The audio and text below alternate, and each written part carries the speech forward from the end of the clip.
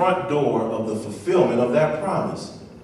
And what did they choose to stare at, to fix their gaze upon?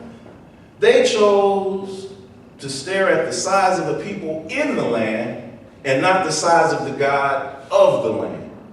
Did you catch that? They were staring at the people in the land. Now, the tripped out part about this whole scene is that for most of the Hebrew nation's history, they had already been rooted in the land of Canaan, which was the promised land. They had been there in and out of the land of Canaan for all their lives, from Abraham to Isaac to Jacob to Joseph. They all grew up and were in and out of Canaan one way or another.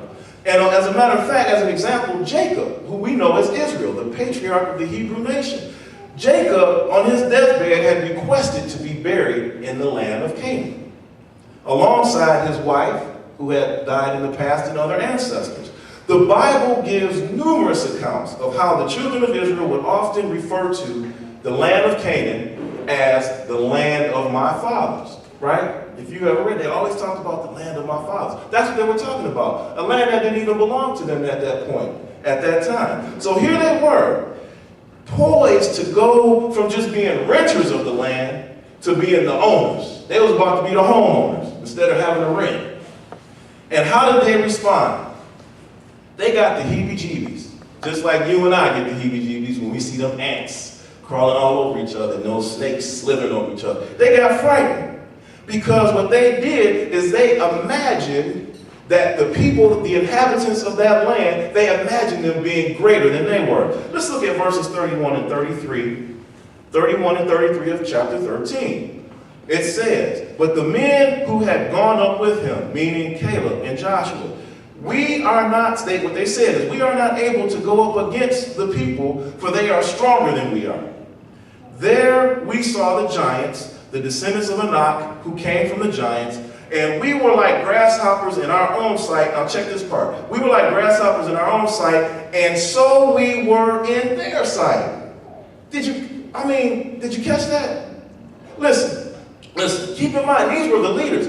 Moses had to choose a leader from each of the 12 tribes of Israel to go spy the land. These were the leaders, the heroes of the Hebrew nation. And as spies, we can suppose that they did not interact with the people of the promised land or the land of Canaan, because if they were doing like they're supposed to, they should have been hiding and keep checking the scene out.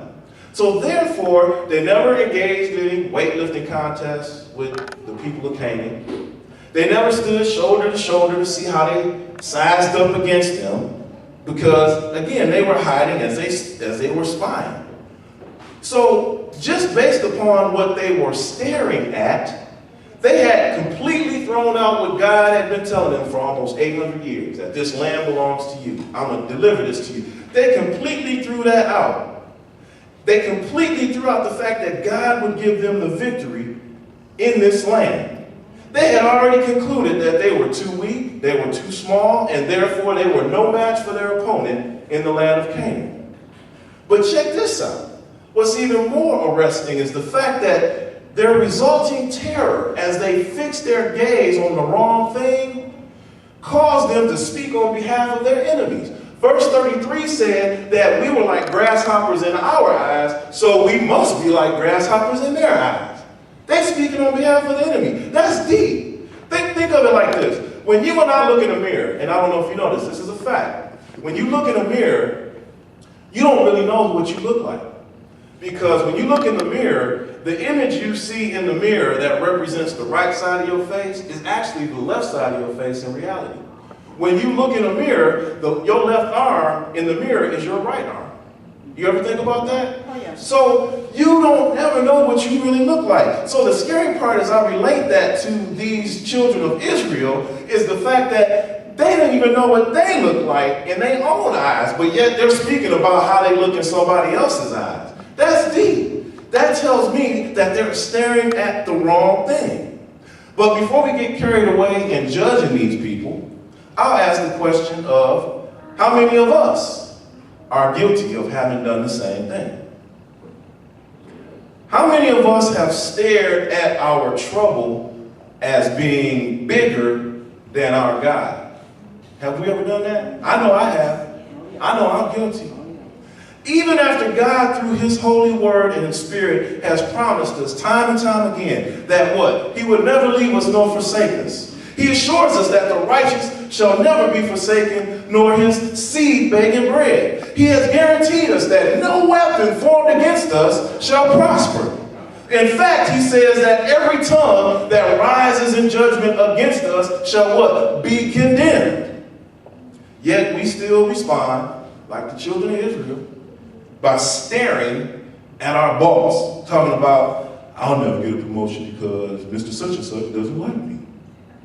We confess with our tongue stuff like, I will never be able to be a servant for the Lord because of my bad habits or the things that I've done in my past. I'll confess to you, my brothers and sisters, that I too am guilty, like the children of Israel, of staring at the wrong thing. There have been times that I utterly have convinced myself that I couldn't possibly be the preacher that God has called me to be because I'm not as good as Pastor O'Daniel or because I still have sin in my life.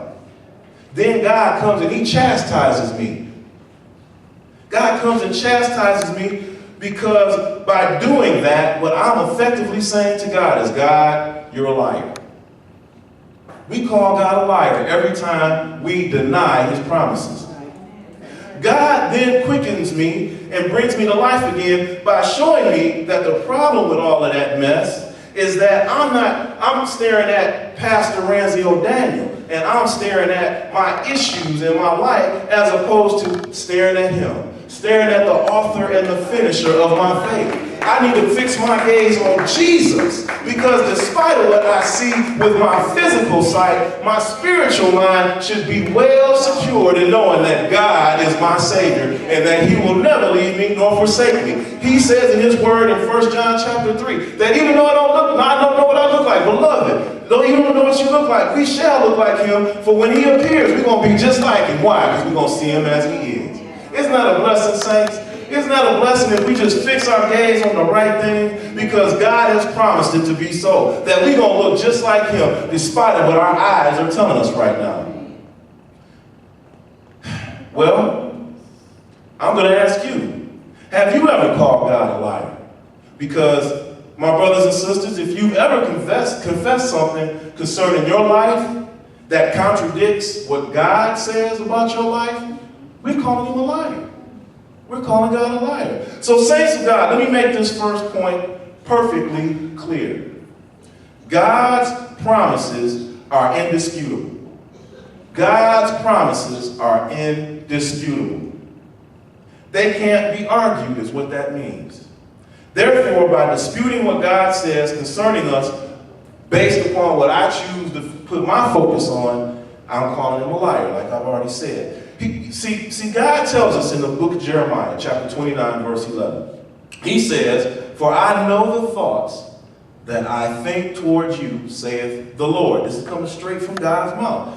Thoughts of peace and not of evil, to give you an expected end. See, this exemplifies the attitude of Joshua and Caleb and not the other 10 spies. What they chose to stare at. This exemplifies them staring at God only wants good for us. We're going to look at the text now in chapter 14, verse 6. It says, but Joshua the son of Nun and Caleb the son of Jephunneh, who were among those who had spied out the land, tore their clothes. They were upset. And they spoke to all the congregation of the children of Israel, saying, the land we passed through to spy out is an exceedingly good land. If the Lord delights in us, then he will bring us into this land and give it to us, a land which flows with milk and honey. If the Lord delights in us, he will bring us into this land and give it to us, a land which flows with milk and honey. Only do not rebel against the Lord, or in other words, don't call him a liar, nor fear the people of the land, for they are our bread. Their protection has departed from them, and the Lord is with us, or in other words, remember his promises. See, this confidence that came from Joshua and Caleb doesn't necessarily demonstrate that they were braver or smarter than their colleagues, than their fellow spies. No, in In fact, their swagger, as the young folks say, concerning this situation about the promised land, actually came from the fact that they knew God would do what he said he would do. That's what they were staring at. They wasn't staring at the Amalekites and the Hittites and the Canaanites and the Jebusites. They were staring at what God had been telling them for over 800 years, that this was their land. And in fact, they upset everybody. They had upset not only the other 10 spies, but the rest of the people of the children of Israel, because they were the only two that had this swag, that had this confidence. Everybody else thought they was crazy. They wanted to stone Joshua and Caleb because they had confidence in what God had said. That's the crazy. And see, that's what staring at the wrong thing will do to us, my brothers and sisters. When we put our eyes on the wrong thing, it'll cause you to think crazy thoughts. Like how, you would get upset with somebody for having a good day. That's the kind of stuff what staring at the wrong stuff does for us. Yeah. So they kept thinking about when God had promised to deliver them, the children of Israel, from bondage in Egypt, and he did it. And by the way, he parted the Red Sea in the process. They remembered that when God had promised them that they would never go hungry in the wilderness of Paran, he provided them with heavenly bread called manna every single morning. They even remember when, after they had this heavenly cake on a daily basis, and the children of Israel started complaining about it and got tired of it because they wanted some meat, they remembered how God had blessed them with quails to eat every day. And so they remembered that God gives his promise and he fulfills his promise. He gives the promise, he fulfills the promise. So they knew that what God had promised was unquestionable, which brings us to our second point. This brings us to our second point. What